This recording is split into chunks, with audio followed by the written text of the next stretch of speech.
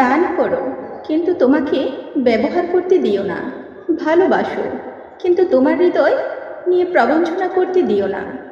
মনোভাব একটা খুব ছোট জিনিস, কিন্তু অনেক বড় পার্থক্য তৈরি করে।